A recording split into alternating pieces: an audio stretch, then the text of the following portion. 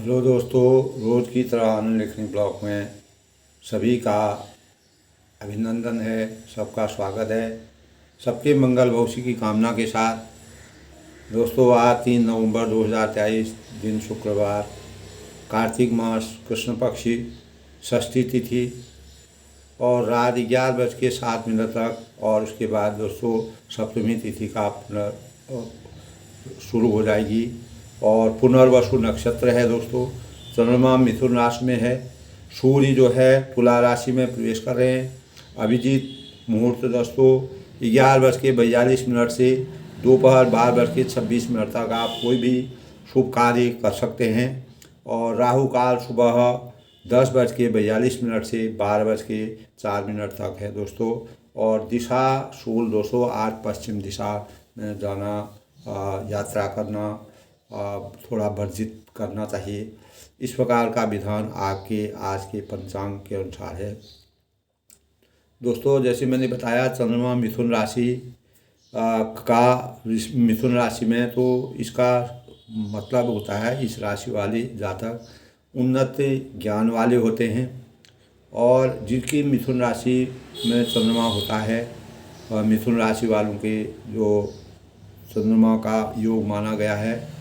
और ऐसे जातक जो हैं पढ़ने लिखने के बहुत शौकीन होते हैं और अनेक प्रकार के विद्वान भावना उनको होती है। ज्ञान उनको अच्छा रहता है। विनोदी होते हैं, हंसी मजाक वाले होते हैं और मजाकिया प्रकृति के होते हैं। और अपनी प्रतिभा को समाज में खुद बनाने की चेष्टा रखते हैं और अनेक प्रकार के खुश और आत्मविश्वास को अपने आप ही माहौल पैदा इस प्रकार का कर लेते हैं। आत्मविश्वास इनके अंदर बहुत होता है। आज दोस्तों शुक्रवार का दिन शुक्र ग्रह को समर्पित होता है और माता लक्ष्मी और दुर्गा माता का हम पूजन करते हैं। और अनेक प्रकार के जो वैभव है, विलास है, जो और अनेक प्रकार के शुभ लक्षण शुक्र ग्रह जो है उसका द्योतक होता है।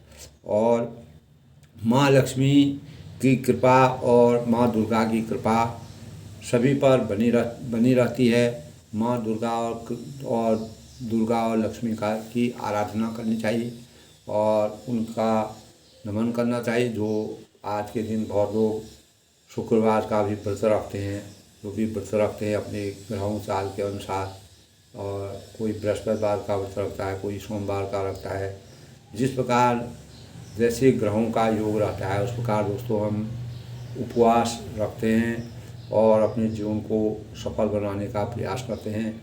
और अनेक प्रकार से वैज्ञानिक दृष्टि से भी और आध्यात्मिक दृष्टि से भी दोस्तों उपवास रखना, महीने में एक बार उपवास रखें तो बहुत अच्छा है दोस्तों। ये हमारे स्वास्थ्य के लिए भी लाभकारी होता है। और जिस पर्व पर रखते हैं, बृहस्पतिवार को रखते हैं, विद्या बुद्धि का द्योतक होता है। सूर्यवार और जब जैसे रविवार को रखते हैं, सूर्य देवता राजयोग के देवता होते हैं। शनिवार को रखते हैं दोस्तों, अनेक प्रकार की बीमारियों से हमको छुटकारा मिलता है। और मंगलवार का रखते हैं तो हमारे जीवन में चंचलता होती है। हमको क्रोध आता है, गुस्सा आता है, अपनी प्रवृत्तियों से वो हो जाते हैं। तो इस प्रकार मंगलवार का व्रत तब रखा जाता है दोस्तों।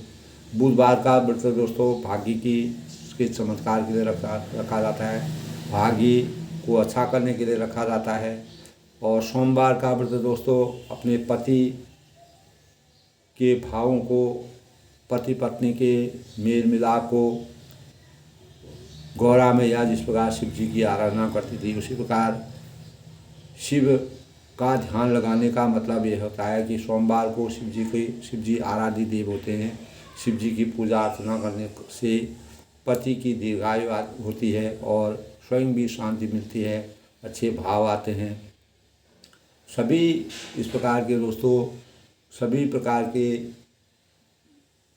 जो हमारे 7 दिन होते हैं, 7 दिनों में अलग अलग हमारे भाव होते हैं। अलग अलग भावों से हम भगवान को पूजते हैं और जैसे जैसे हमारे ग्रहों जिस काल समय काल में हम पैदा होते हैं उसी के अनुसार हम अपने ग्रहों को, जैसे ज्योतिष के अनुसार हमको जो मिलता है, जिस योग में हम पैदा होते हैं हमको क्या करना चाहिए। हर एक चीज़ का दोस्तों, ग्रह सभी के अच्छे नहीं होते हैं।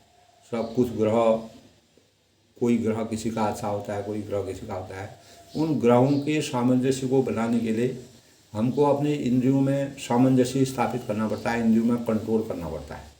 अगर हम इंद्रियों को साध लेंगे तो, और इंद्रियों में अगर हमारा नियंत्रण होगा, आज जैसे हमसे कहा, हम किसी से भी कहा कि आज कम बोलना चाहिए, वाणी में संयम रखना चाहिए, अनेक प्रकार की बातें ज्योतिष विद्या वाले कहते हैं।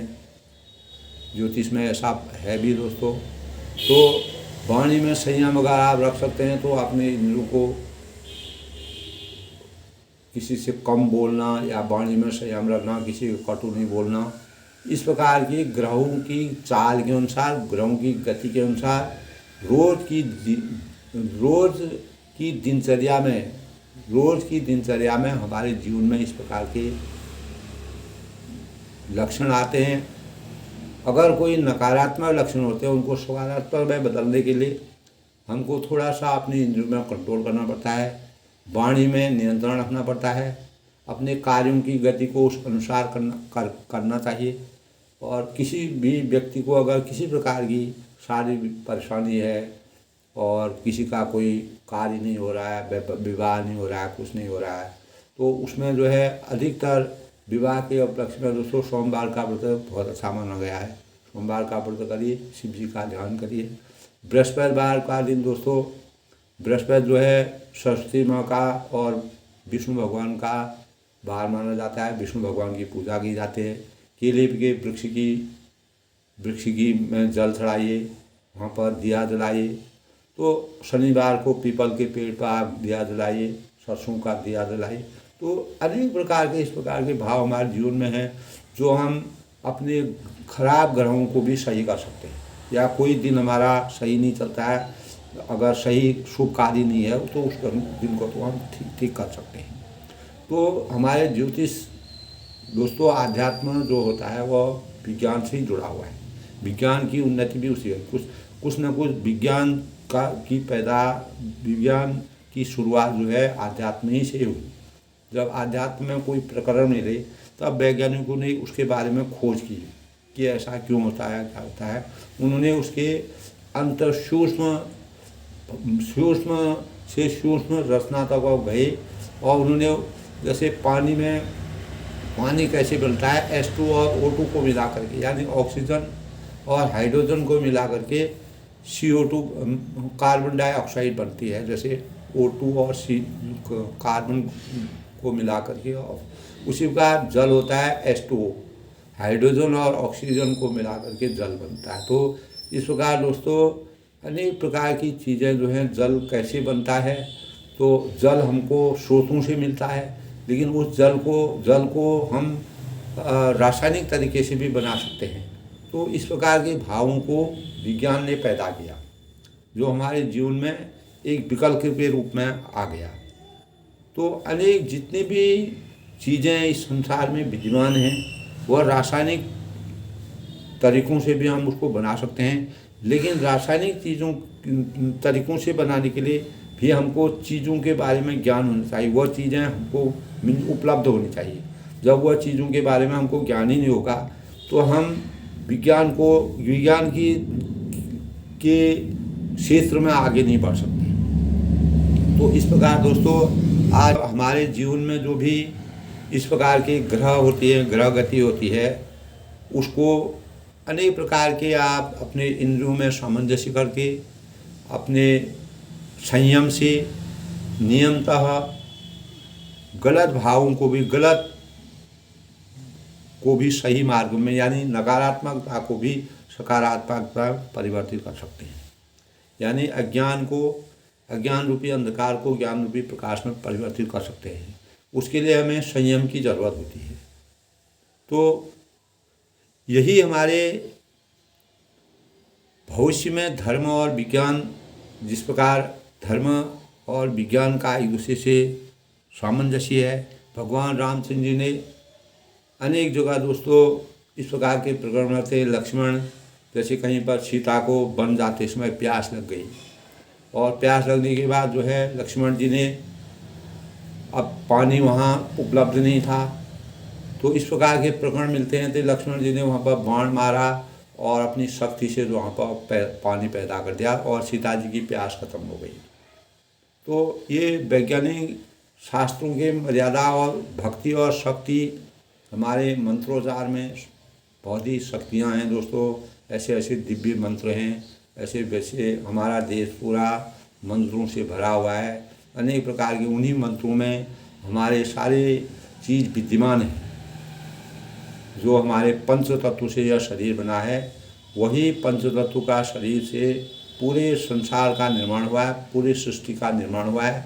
उसके रूप अलग अलग करके हमने उसको विस्तारित रूप से अलग अलग रूपों में परिवर्तित करा। पृथ्वी, जल, वायु, अग्नि, आकाश, ये सब चीज़ें जो है दोस्तों हमारे 5 तत्व जो होते हैं, पंच तत्व या अधम शरीरा कहा गया है कि 5 तत्व या अधम शरीरा, ये शरीर जो है हमारा 5 तत्वों से मिलकर बना है। तो धर्म और विज्ञान आज रामचरितमानस का दोस्तों कैकेयी और मंथरा के बीच में जो बातें हुई थी और राजा दशरथ का राज में एक ओर से जहाँ रामचंद्र के युवराज बनने की तैयारी हो रही है, वहीं दूसरी ओर मंथरा के कहने पर और सरस्वती की कुटिलता, देवताओं की रक्षा, अनेक प्रकार के राक्षसों की वध करने के लिए मर्यादा पुरुषोत्तम भगवान राम जी को वनवास आवश्यक था। उसके लिए इस प्रकार की रचना बनाई गई, जिस रचना के माध्यम से दासी जो मंथरा थी उसको उसकी बुद्धि को उल्टा करके और उसी प्रकार उसी ने अपनी बुद्धि से रानी जो उनकी बहुत ही निकटस्थ थी, उनकी खास थी, तो उन्होंने रानी को के मस्तिष्क में उनका हृदय परिवर्तन किया। हृदय परिवर्तन करने से पूरा साम्राज्य अयोध्या में जो है मंगल होने की जगह अमंगल होने लगा। यानी रानी जो है वह को भवन में बैठ गई है, उन्होंने अपना स्वरूप बदल दिया है। इस प्रकार का प्रकरण है। इससे पहले दोस्तों धर्म और विज्ञान दोनों एक के बिना दूसरा अधूरा है। जहाँ हम धर्म की संरचना करते हैं, धर्म के बारे में सोचते हैं, अगर हम विज्ञान के बारे में नहीं सोचते हैं, दोनों एक दूसरे के पूरक हैं। यानी अनेक प्रकार के धर्म अंतर जगत की यात्रा और ईश्वर के प्रति प्रबल आस्था का स्वरूप है और विश्वास है। विज्ञान यानी ईश्वर द्वारा बनाया गया इन पदार्थ जो जितने भी प्रकार के हमारे जगत में पदार्थ हैं उनका अध्ययन और अन्वेषण करता है। दोनों का लक्ष्य सत्य की खोज करना है। धर्म भी सत्य की खोज करता है, विज्ञान भी सत्य की खोज करता है। इस बात को आप छोड़ लीजिए दोस्तों। और परंतु इसे आंतरिक जगत में खोजता है और दूसरा एक चीज़ जो है इसको आंतरिक जगत में खोजता है, जैसे मैंने आपको शुरू में बताया, और एक तरह से उसको बाहरी जगत में खोजता है। और संपूर्ण खोज से दोनों के मिलन और का संगम होना, दोनों का मिलन होना, ये तभी संभव है। धर्म और विज्ञान एक ही सिक्के के दोस्तों 2 पहलू हैं। जिस प्रकार गाड़ी के पहिए और पक्षी के 2 पंख होते हैं, एक के बिना दूसरे का अस्तित्व संभव नहीं है। परंतु वर्तमान समय में ज्वलंत समस्या एकांगी खोज का अन्वेषण हो गया है। यानी जिसके निष्कर्ष और परिणाम दोनों ही मानव जाति के संयंत्र एवं को अनेक प्रकार की परेशानियां पैदा कर रही है। यानी धर्म और विज्ञान दोनों को अब लगने लगा है कि आपसी संयोग समन्वय के बिना कोई भी रास्ता नहीं निकल सकता है, कोई विकल्प हमारे सामने नहीं निकल सकता है। यानी इसके लिए पदार्थ को हो या सर्वस्व मानते हुए पदार्थ जो हमारे जिस प्रकार की रॉ मटेरियल हमारे पदार्थ होते हैं, इसके लिए पदार्थ को सर्वस्व मानते हुए हठवादी विज्ञान की इस ओर अपने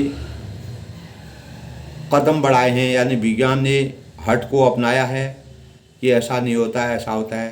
तो आधुनिक जो कॉस्मोलॉजी है दोस्तों, ब्रह्मांड विज्ञान कहते हैं इसको। ब्रह्मांड विज्ञान के अनेक अनुत्तरित और अनसुलझे सवालों से भी विज्ञान को ईश्वर का ही और धर्म की तरफ मोड़ने के लिए विवश किया है। विज्ञान को भी धर्म की तरफ मोड़ने के लिए विवश किया है। और तथ्य यही है कि पदार्थ जगत में पार एवं परे हुए बिना समग्र सत्य की झलक हमको नहीं मिल सकती है। तो विज्ञान ने ब्रह्मांड के बारे में इन दिनों काफ़ी गहन शोध और अध्ययन और अन्वेषण किए हैं। इसे अपने ढंग से परिभाषित करने का स्वरूप प्रदान किया है। इसी से तहत प्राकृतिक नियमों का उत्पाद भी कहा जाता है दोस्तों, जिसमें जैसे गुरुत्वाकर्षण का नियम है। आइंस्टीन ने जो है सापेक्षवाद को शामिल किया था, विज्ञान के नियम में सिद्धांत बनाए थे। तो हमारे संपूर्ण विकास के लिए और जीवन की सफलता के लिए दोनों के स्वरूप का अध्ययन करना हमारे जीवन के लिए परम आवश्यक है दोस्तों।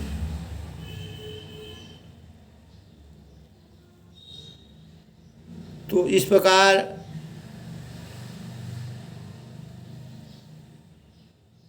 इस ब्रह्मांड में विज्ञान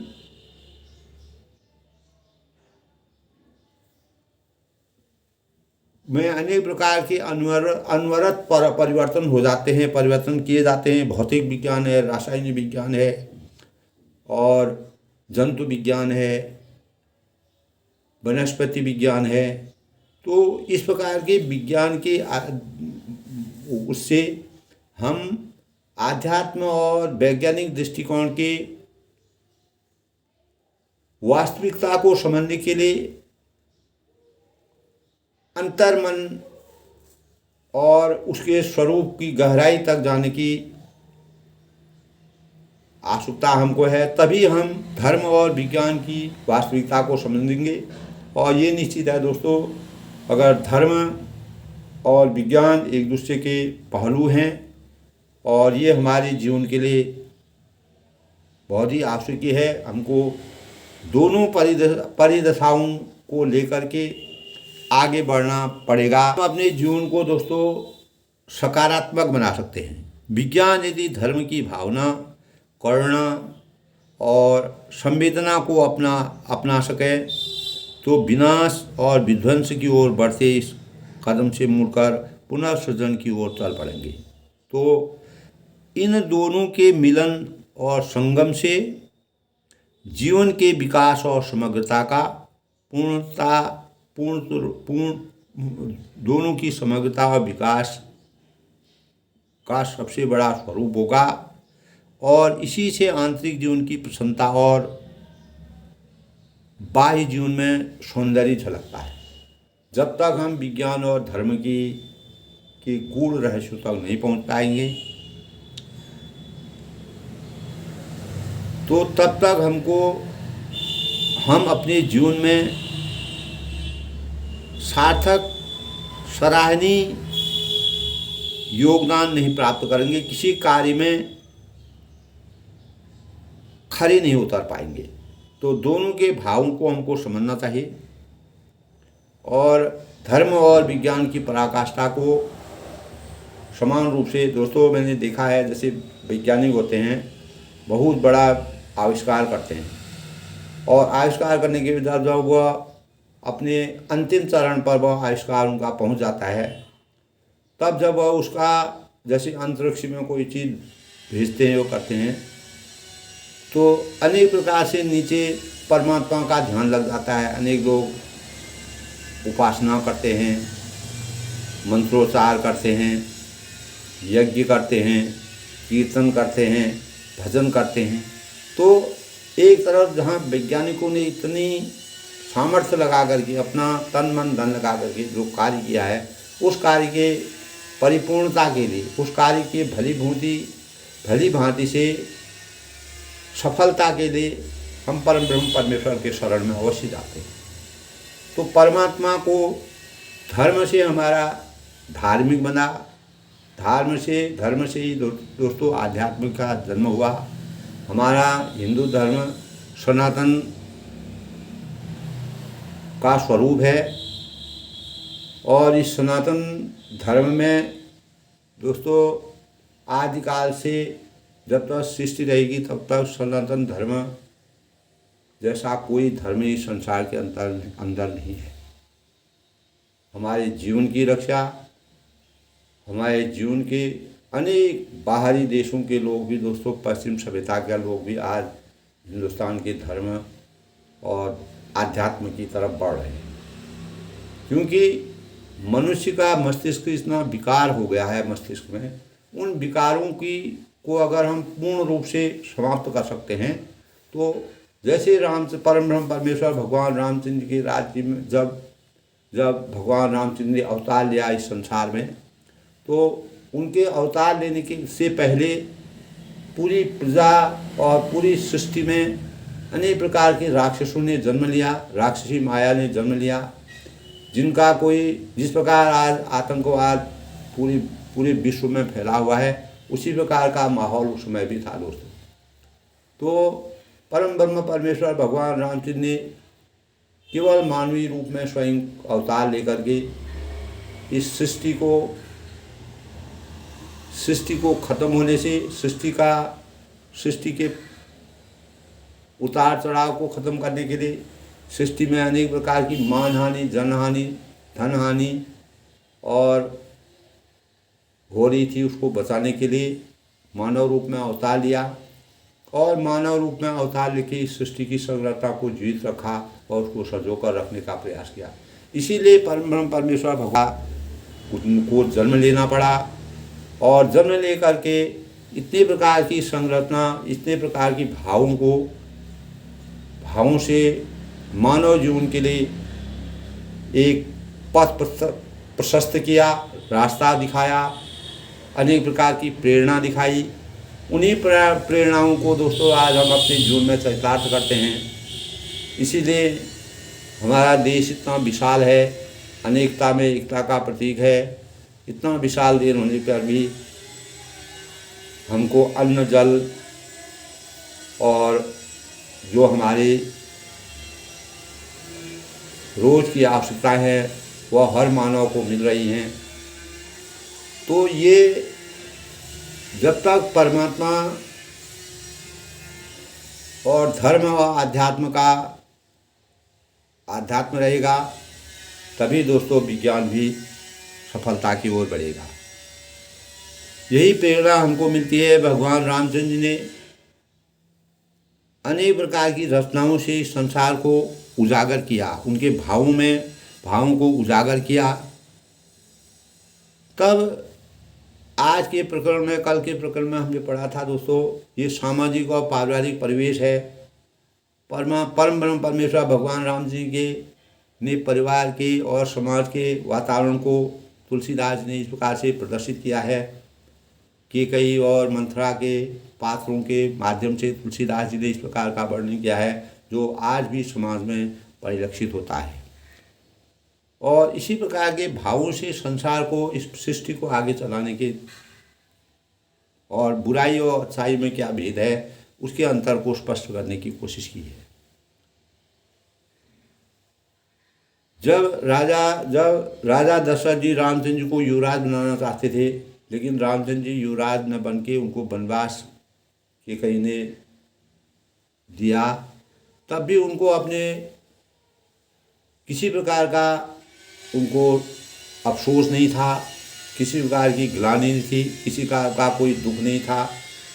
मर्यादा के रूप में उन्होंने जन्म लेके मनुष्य को इसी प्रकार की प्रेरणा दी कि अगर कोई आपको इस प्रकार की भी परिस्थिति हो जाए, इस परिस्थिति में भी हमको अपने को कभी खोना नहीं चाहिए, उसके लिए तैयार रहना चाहिए।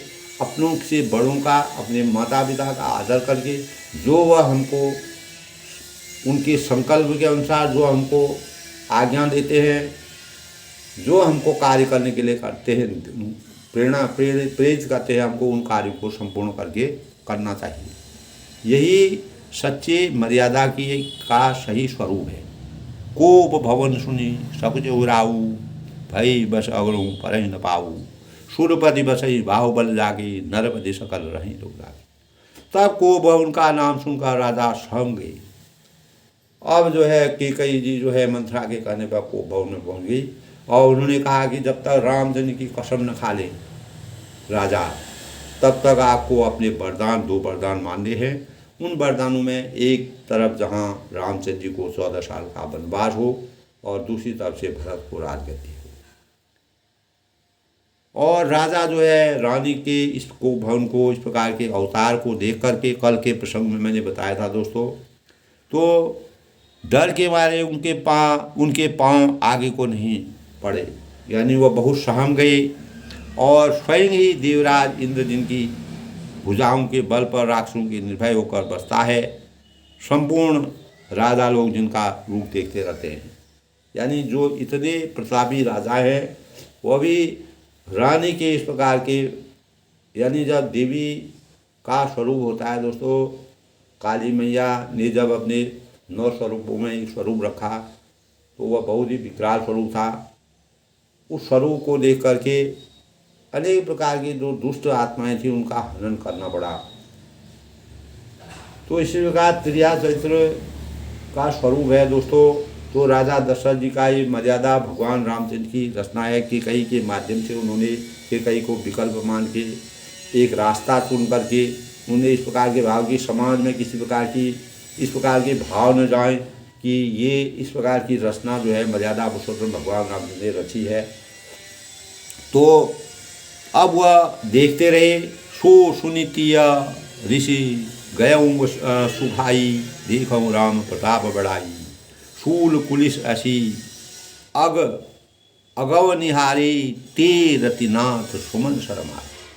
तब कहते हैं कि वही राजा दशरथ स्त्री का क्रोध सुनकर रूखे हो गए, जो इतने प्रतापी राजा थे। त्रिया चरित्र को देख करके वह भी निस्तब्ध हो गए, सूख गए, वह कुछ नहीं कह पाए। कामदेव का प्रताप और महिमा को देखिए, जो त्रिशूल, वज्र और तलवार आदि की चोट अपने अंगों पर सहने वाले हैं, वे रतिनाथ कामदेव के पुष्पबाणों से मारे गए। यानी रति जो है यहाँ पर कैकेयी को माना गया है और कामदेव जो है दशरथ जी को माना गया है।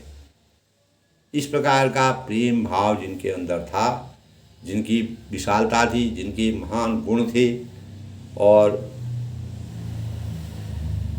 कैकेयी का स्वरूप इतना अच्छा था, लेकिन जब मस्तिष्क में बुरे विचार आ जाते हैं, कुमति आ जाता है, जाको प्रभु जी दुख देते हैं ताकि मत्ती पले हर लेते हैं, तो उनकी मत्ती हर गई थी।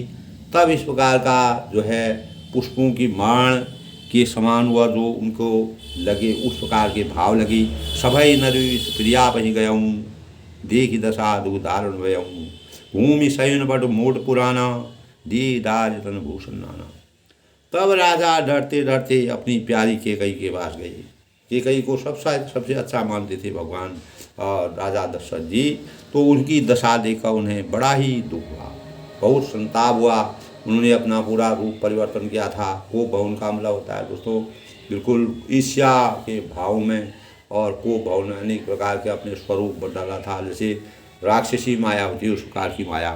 कैकेयी जमीन पर पड़ी हुई है, पुराना मोटा कपड़ा पहने हुई है, जिसका स्वरूप एक रति के समान, जिनकी सुंदरता उससे भी अच्छी सुंदरता थी, उस सुंदरता को उन्होंने भंग करके मतलब इस प्रकार के वस्त्र पहन रखे हैं और शरीर के नाना आभूषणों से उतार कर फेंक दिया है। अब किसी कार्य को प्राप्त करने के लिए इतने रूपों को दिखाना पड़ता है और राजा को दुखी करना था, राजा को मजबूर करना था और अपने 2 वरदानों को उनको मांगने थे। कुमति कुशी कुबेशता भावी अन अभिवात सूत जन भावी जाय निकट न कह मधुबानी प्राण प्रिया कहिए तो। उनको तो कुछ मालूम ही नहीं है ये क्या हो रहा है, क्या क्या होने वाला है, रानी ने ऐसा क्यों किया है, क्या ये कारण हो गया। तो कभी कभी दोस्तों किसी भी परिवार में अचानक कोई चीज़ हो जाती है तो वहीं पर संयम की ज़रूरत होती है। एक तरफ जहाँ मंगलकारी रामचंद्र के युवराज की पूरे मुनि लोग तथा पूरे प्रजा लोग जो है प्रसन्नता का आनंद उठा रहे, वहीं दूसरी ओर एकदम से केकई जो है घर घर घर में रहने वाली जो केकई है उन्होंने पूरा घर का वातावरण इस प्रकार का कर दिया। राजा जो है इस प्रकार ऐसी दशा को देख करके किंग कर्तव्य विमूढ़ हो गई। तब वह कहते हैं कि उस दुर्बुद्धि केकई की इस कुबेशता बुरा वेश कैसी फब रही है और मानो भावी विधवापन की सूचना दे रही हो। यानी उनका शरीर ऐसा लग रहा है कि ये राजा दशरथ के होते हुए विधवा के समान लग रही है।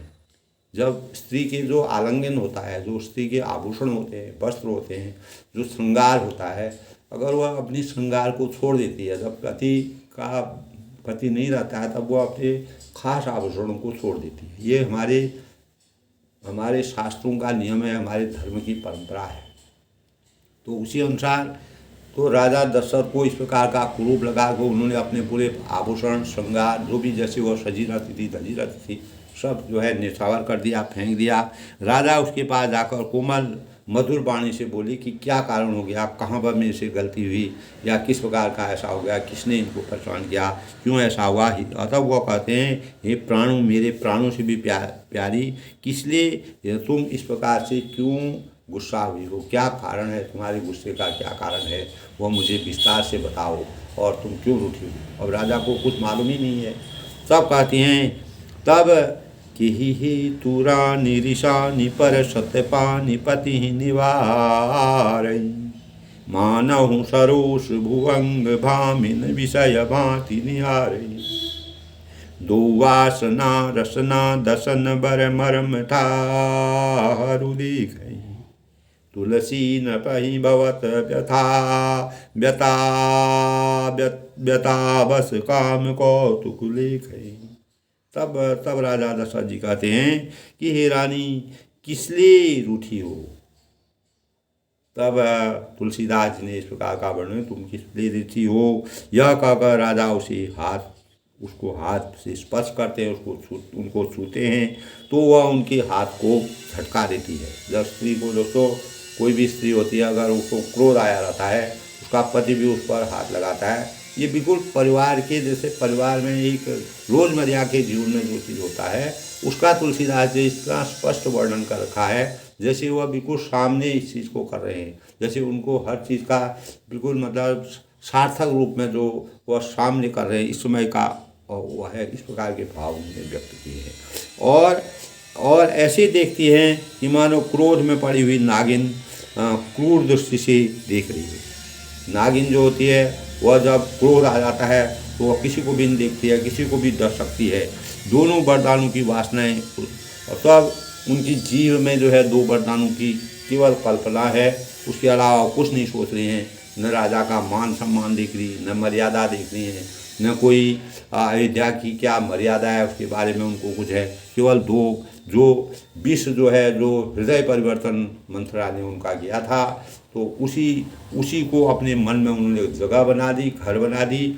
और जब तक वह उनको प्राप्त नहीं करेंगी तब तक वह जो है अपने रूप को बदलेंगे नहीं, अपने भावों को नहीं परिवर्तेंगे। दोनों वरदान दांत हैं तो वह वरदान जो है जैसे जीभ को दांत जो है, दांतों से अगर हम हमारी जीभ जो है दांतों के बीच में इस प्रकार रहती है कि वही भाव जो है तुलसीदास ने यहाँ पर वर्णन किया है। और काटने के लिए मर्म स्थान देख रही हैं, यानी जो दांत हैं वह जीभ इतनी कोमल होती है, जीभ बहुत ही कोमल होती है तो उसको देखकर दांत हैं उसको काटने का। इसी प्रकार राजा दशरथ की मनोदशा हो रही है। तुलसीदास जी कहते हैं कि राजा दशरथ होनहार के वश में होकर और उसे इस प्रकार हाथ झटकते नागिन की भांति देखते ही कामदेव की क्रीड़ा समझ रहे हैं और कामदेव की क्रीड़ा समझ रहे हैं। इस प्रकार कामदेव जो है अनेक प्रकार से क्रीड़ा करते हैं, इस प्रकार के भाव रताते हैं। तो कामदेव अनेक प्रकार से अपने जो उनका छल था, छल के द्वारा इस प्रकार के भाव वो करते हैं, अनेक प्रकार लोगों को लुभाते हैं और इसी भावों को वो अपने मन में तुलसीदास ने इस प्रकार के भाव व्यक्त किए हैं। सुमुखी सुलोचन पिक वचनी, तब कहते हैं सुमुखी सुलोचन पिक वचनी बार बार कहूँ राव, गज गामिनी निज कोप करो कारण मोहि सुखा। तब वह कहते हैं कि यानी बार बार वह सुमुख सुलोचनी पिक वचनी, राजा बार बार कह रहे हैं कि हे सुमुखी सुंदर मुख वाली और सुलोचनी अच्छे आचरण वाली, हे कोकिल नयनी कोयल के जैसे आँख हैं जिनकी, हे गजगामिनी और हाथी के समान चलने वाली हैं, मुझे अपने क्रोध का कारण तो बताओ, क्या कारण है क्रोध का, क्यों तुम नाराज हो, क्यों तुम क्रोध में हो, क्यों तुम गुस्से में हो, क्यों तुमने अपना ये स्वरूप बना रखा है, इसके बारे में पूरा वृत्तांत मुझे बताओ कि कारण क्या हो गया। क्योंकि राजा को तब तक कुछ भी मालूम नहीं था। अनहित तोर प्रिया कहूँ पीना, के दुई सिर के ही जम चहलीना, कहूँ के रंग कहीं करूँ नरेशु, कहूँ कहीं नृपहि निकासु देखूँ। तब वह कहते हैं हे प्रिय, किसने तेरा अनिष्ट किया है, इस प्रकार का जो इस प्रकार की तुमने जो अपनी रचना अपने श्रृंगार को उतार रखा है, पूरा ऐसी प्रकार के वस्त्र बन रखे हैं, तो किसने तुमको अनिष्ट करने के लिए, किसके दो सिर हैं और यमराज किसको लेना अपने लोक को ले जाना चाहते हैं, यह किस कंगाल को राजा कर दूं और किस राजा को देश से निकाल दूं।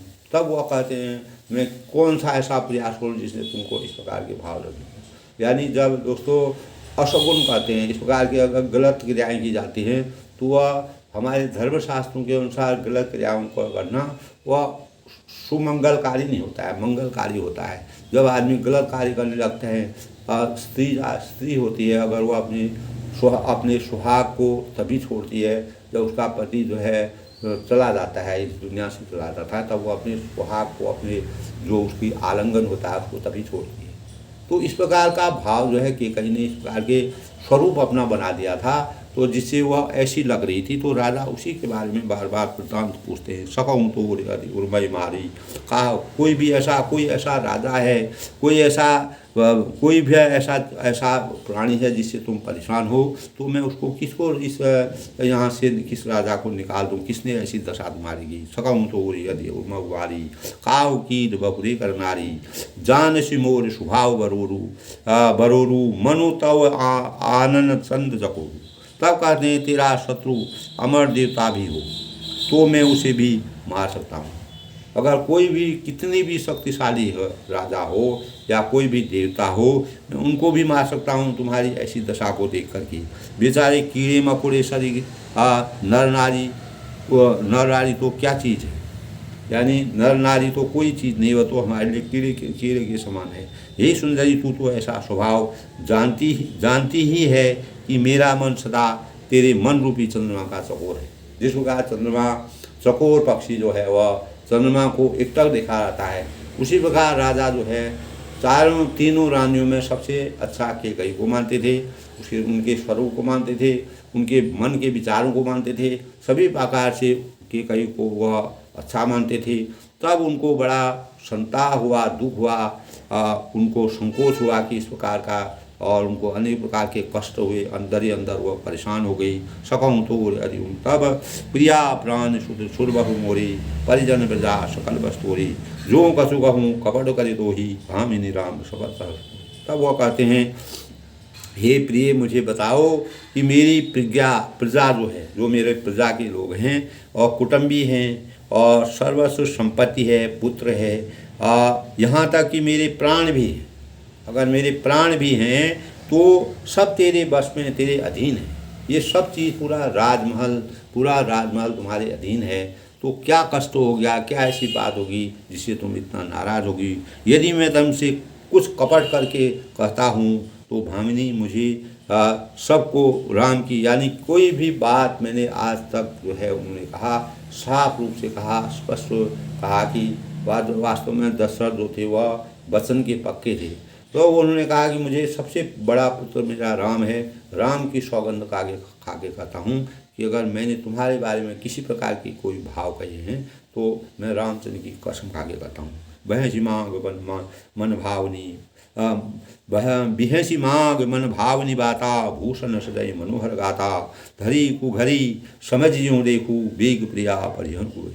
तब वह हंसकर प्रसन्नतापूर्वक अपनी मन चाही बात मांग दे, जो भी तुम्हारे मन में गड़ा है। अगर कोई भी ऐसी चीज़ तुमको चाहिए, कोई भी चीज़ लाए, तो राजा कहते हैं कि उसको आप सहर्ष जो है मांग सकते हैं। और अपने मनोहर अंगों को, आभूषण को सजा, जिस प्रकार से तुम पहले सजी रहती थी उसी प्रकार तुम सजाओ और अपने को वैसे रखो, पूर्ववत हो जाओ। और कोई जो भी चीज़ तुम्हारे मन में है, जो भी मन में तुम्हारे भाव आए उसको मेरे को बताओ, मैं अपने प्राण देने को भी तैयार हूँ। तब मौका बेमौके को मन में विचार दे, हे प्रिय जल्दी इस बुरे वेश को त्याग दे। तब उन्होंने कहा कि इस क्रिया चरित्रम पुरुष भागो देवो। तब ये जगह प्रकरण है दोस्तों, जब क्रिया चरित्र अनेक प्रकारों के स्वरूप को क्रिया चरित्र में दर्शाया गया है। तो इसी प्रकार से जो क्रिया का सबसे कुभद्र या विभत्स रूप होता है, उस रूप को देख करके राजा बहुत ही दुखी हुए और उन्होंने कहा कि जो भी वरदान तुमको, जो भी चीज़ तुमको मांगनी है उसको मेरे से मांगे और मैं अपने प्राण को देने के लिए तैयार हूँ। और यह सुनी मन गुनी शपथ बड़ी, बिहेश उठी मति मन, भूषण सजति विरोग मृगो मनहु को फंद। यह सुनी यह मन गुनी शपथ हो, यह सुनी मन गुनी शपथ हो। यह सुनकर मन में राम की बड़ी सौगंध को विचार कर मंदबुद्धि के कई हंसती हुई उठी और गहने पहनने लगी, मानो कोई भिलनी मृग को देखकर फंदा तैयार करे। तब वह जब राजा ने इस प्रकार की बात कही तो तब उन्होंने अपना स्वरूप बदलने का प्रयास किया। पुनि कहूँ राव स्वर जानी, प्रेम पुलय मुर मन जलवानी, भामिनी भयो तोर मन भावा, घर घर नगर अंगद बधावा। अपने जी में केकई को स्वर जानकर राजा दशरथ ने प्रेम से पुलकित होकर कोमल और सुंदर वाणी से फिर बोले, हे भामिनी तेरा मन चिता हो गया है, नगर में घर घर आनंद के बधाई बज रहे हैं। रामचंद्र का राजाभिषेक होने वाला है। राम ही दो काल युग राजू, जय सुलोचन मंगल साजू, दलई उठे हृदय कठोरू, जन सुनी। मैं कल ही राम को युवराज पद दे रहा हूँ और इसीलिए हे सुनैनी सुंदर नयनी वाली तू मंगल शासक। और यह सुनते ही सबका कठोर हृदय दलक उठा, फटने लगा, मानो पका हुआ बाल तोड़ फोड़ा तू हो गया हो। यानी इतना अच्छा मंगल कार्य होता है, इसमें तुम फोड़े का जैसा काम कर रहे हो, जैसे शरीर रुग्ण कर रहे हो, पूरा माहौल खराब कर रहे हो। ऐसे यूँ पीर बिहसते ही गोई, चोर नार जिमी प्रकटन रोई, लखई न भूप कपट चतुराई, कोटि कुटिल बनी गुरु बढ़ाई। ऐसी भारी पीड़ा भी उसकी हंसकर छिपा लिया, जैसे चोर स्त्री प्रकट होकर नहीं रोती है, जिससे उसका भेद न खुल गया। राजा अपनी कपट चतुराई को नहीं देख पाए और क्योंकि करोड़ों कुटिलों की श्रोमणी गुरुमंथरा की पढ़ाई हुई थी, गुरुमंथरा ने इस प्रकार से उनका हृदय परिवर्तन किया था, तो राजा को कुछ समझ में नहीं आया। यदि नीत निपुण राहु, नार सती जल अबाहु, कपट स्नेह बड़ाई बहुरी, बोल भी नयन महु बोली। तब राजा नीति में निपुण हैं, परंतु क्रिया चरित्र अथाह समुद्र है। तभी तो मैंने कहा दोस्तों, क्रिया चरित्रम पुरुषस्य भागो, अथाह समुद्र है। क्रिया चरित्र का कोई स्वरूप का पता नहीं चलेगा, किस क्षण क्रिया यानी स्त्री किस भाव में परिवर्तित हो जाएगी, इसका भगवान भी इसका पता नहीं कर पाएगी। फिर यह कपट युक्त प्रेम बढ़ाकर, ऊपर से प्रेम दिखाकर, नेत्र और मुँह बोलकर हंसती हुई बोली। तब वह हंसती हुई बोली, माँग माँग में पै कहूँ पियो, कभू न देव लेव, लेन कहूँ वरदान दुई देव भाव दर्शन। तब वह कहते हैं, हे प्रियतम, आप मांग तो कहा करते हैं, पर देते लेते कभी कुछ नहीं हैं। आपने 2 वरदान देने को कहा था, उसके लिए उनके भी मिटने में संदेह है। यानी आपने जो 2 वरदान मेरे से मांगने के लिए कहा था, वह वरदान जो है मुझे उसमें भी संदेह है कि आप देंगे या नहीं देंगे। जानूँ मरुम राव करें तुम्हें मुहाब कहूँगा थाधी राय मांगहूँ काहू विषय कहूँ तब मूर्ख भाऊ। तब राजा ने हंसकर कहा कि अब मैं तुम्हारा धर्म मतलब समझ गया हूँ। मान करना तुम्हें परम प्रिय है और तुमने उन वरों को थाती धरोहर रखकर फिर कभी मांगा ही नहीं और मेरा भूलने का स्वभाव है। यानी वो कहते हैं मैं तो भूल जाता हूँ, तुमने कभी इस वरदान को मांगने की अपेक्षा नहीं की। झूठे हो रहा हमें दोष जन देहू दुई गए 4 मांग पर, तब तुम 2 वरदान नहीं बल्कि 4 वरदान मांगो। रघुकुल रीत सदा चली आई प्राण जाए पर वचन जाए। मुझे झूठ मूठ दो मत दो, चाहे बदल चाहे 4 मांग लो। रघुकुल में सदा यह रीति चली आई है कि प्राण भले भी चली जाएं पर वचन कभी नहीं जाते। नहीं असत्य सम पातक बुंजा गिरि सम होई कोटि गुंजा, सत्य मूल सब शकुन सुहाई वेद पुराण विदित मन लाई। तब असत्य के समान पापों का समूह ही नहीं है, क्योंकि करोड़ों घुंघुतियों मिलकर भी कहाँ पहाड़ के समान हो सकते हैं। कितनी सत्य को समस्त उत्तम सुकृत पुण्यों की जड़ है। सत्य सबसे बड़ा चीज़ है दोस्तों। यह बात वेद पुराणों में प्रसिद्ध है और मनु जी ने भी यही कहा था, जहीं पर राम शपथ कहीं आई सुकृत सने अवध रघुराई, बाद दुड़ाई कुमत हंस बोली कुमत कुबिहग कुलहगन खोली। उस पर मेरे द्वारा श्री राम जी की शपथ करने में आ गई है, मुँह से निकाल पड़ी हो। श्री रघुनाथ जी मेरी सुकृत पुण्य और स्नेह की सीमा है।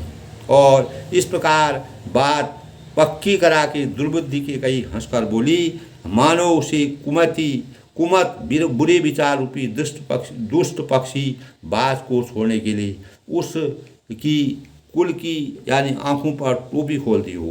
भूप मनोरथ सुभग बनू शुभिहंग समाज, भिल्लन जिमि छाण चाही वचन भयंकर बात। तब राजा का मनोरथ सुंदर वन है और सुंदर पक्षियों का समुदाय है।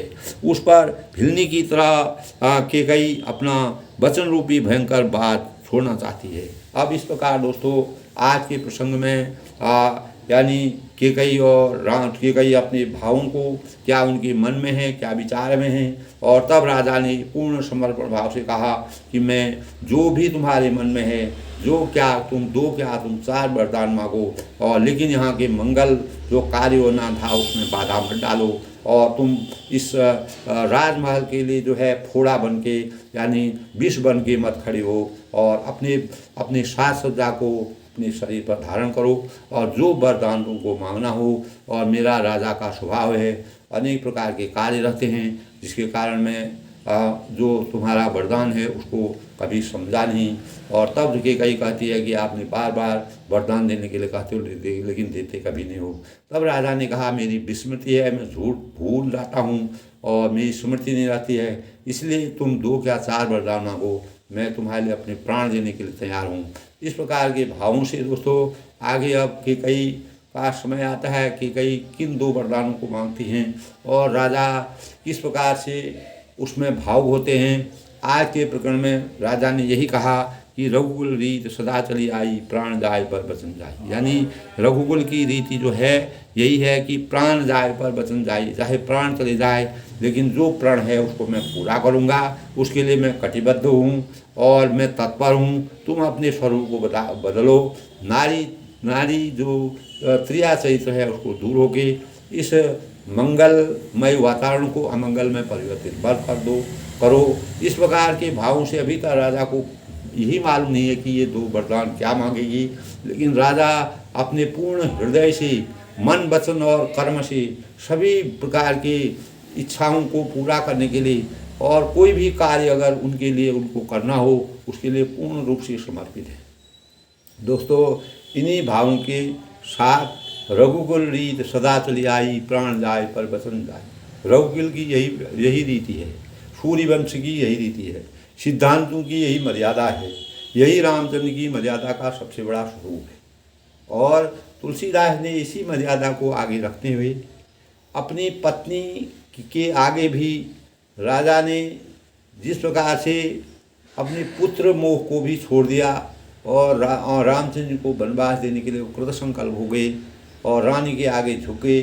उन्होंने अपने वचन उन्होंने कहे थे, 2 वरदान देने के लिए कहा था, और वह वरदान उनको अगर कुछ भी वह मांगेंगी तो उसके लिए वह देने को तैयार हैं। और इस प्रकार से दोस्तों हमको यही प्रेरणा मिलती है आज के प्रसंग में कि किसी भी व्यक्ति को अपने सिद्धांत से भिन्न होना चाहिए।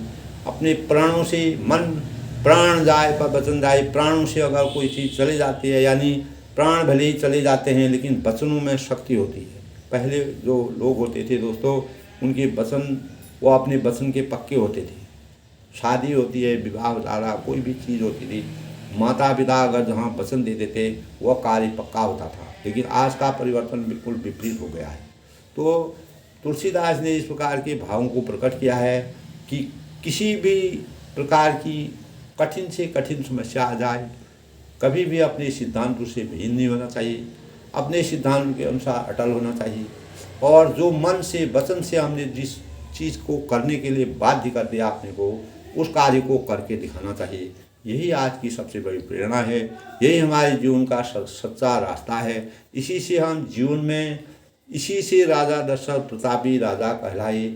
और उन्होंने कभी भी सत्य से असत्य से समझौता नहीं किया, सत्य की राह पर चलने का कार्य किया। और चाहे कोई भी हो, उन्होंने हर जगह पर सत्य को साथ दिया। यही मर्यादा पुरुषोत्तम भगवान राम जी के चरित्र में तुलसीदास जी ने हमारे जीवन के लिए एक प्रेरणा के रूप में प्रस्तुत किया है। सबके मंगल भविष्य की कामना के साथ आज के प्रसंग में अवस्था, कल फिर मिलते हैं। सबको मेरा नमस्कार, सबके मंगल भविष्य की कामना करता हूँ। मर्यादा पुरुषोत्तम भगवान रामचंद्र जी का सभी पर आशीर्वाद रहे। इसी प्रकार हमको अपने वचनों का, अपने भावों का, अपने सिद्धांतों का पक्का होना चाहिए, तभी हम अपने इस संसार में अपने नाम को इतिहास में अंकित कर सकते हैं। यही सबसे बड़ा स्वरूप है। इसीलिए आज राजा दशरथ का वृत्तांत हर जगह मिलता है। रघुकुल रीत सदा चली आई, प्राण जाए पर वचन जाए। ये हमेशा दोस्तों जीवित रहेगा, भाव जीवित रहेंगे। इंसान कहीं चला जाता है, उसके कर्म यहीं रहते हैं, उसके भाव यहीं रहते हैं, उसके मन की बातें यहीं रहती हैं, उनके संकल्प यहीं रहते हैं, उनके लक्ष्य यहीं रहते हैं। यही हमारे जीवन का सबसे साकार स्वरूप है।